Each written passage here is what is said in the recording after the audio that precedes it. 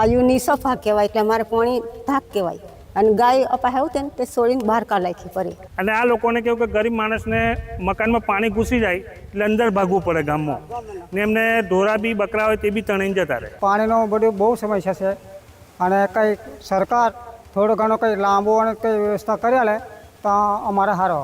તંત્ર એક તરફ કહ્યું છે એલર્ટ મોડમાં છે, પરંતુ જ્યારે રસ્તો બંધ થઈ ગયો હોય, 600 જેટલા લોકોને અવર જવરનો માર્ગ છે, 108 એમ્બ્યુલન્સ પણ આવી શકે સ્થિતિ નથી, ત્યારે અધિકારીઓ અહીં પહોંચ્યા નથી. ભારે વરસાદ વચ્ચે છોટાઉદેપુરનું ચોરામલ ગામ છે તે સંપર્ક વિહોણું બન્યું. દીકરીઓ અને ગર્ભવતી મહિલાઓ માટે ગંભીર મુશ્કેલી છે. ગામમાં પીવાના પાણીનો પુરવઠો પણ બંધ થયાનો ગ્રામજનોએ આરોપ લગાવ્યો છે.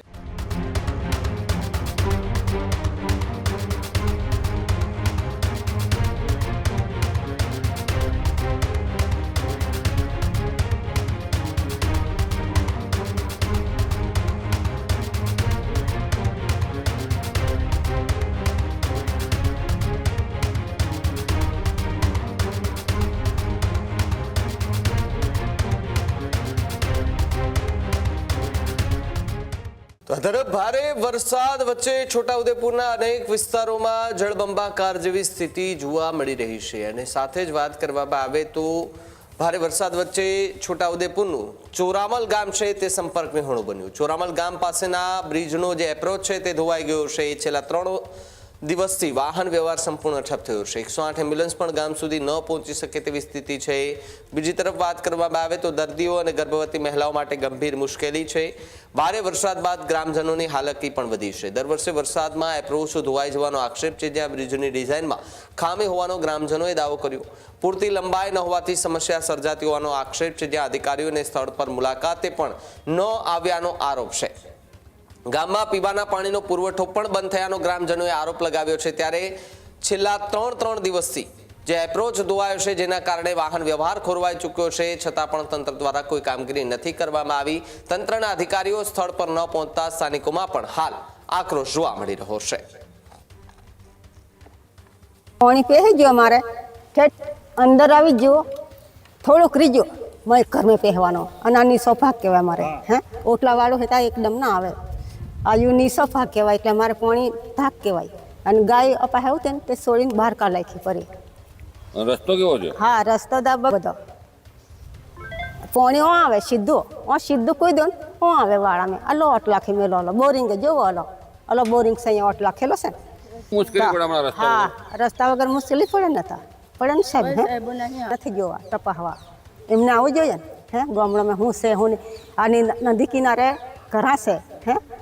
આદત સારું સવારે આવ્યું અને રાતે હોય તે દાડે મોણા જતા રહે ને જવા માટે ગામમાં આ ધોવાણ થઈ ગયું એટલા માટે પ્રોબ્લેમ થાય. 108 આવું હોય તે બી ને આવી શકે આગળ.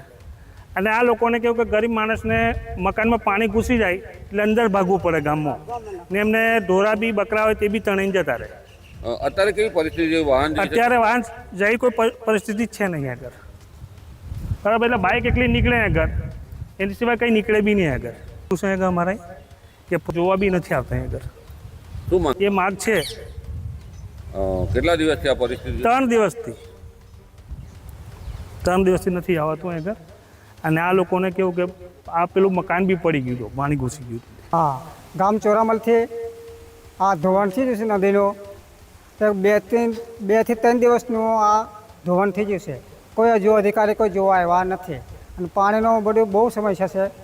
અને કંઈ સરકાર થોડો ઘણો કંઈ લાંબો અને કંઈ વ્યવસ્થા કરી લે તો અમારે સારો. અને 2 થી 3 દિવસ પાણી મોટરના વોટર વર્ક્સ મેં પાણી પહેરેલું છે પેલું હામો એને મેં પાણી બંધ છે ગામમાં.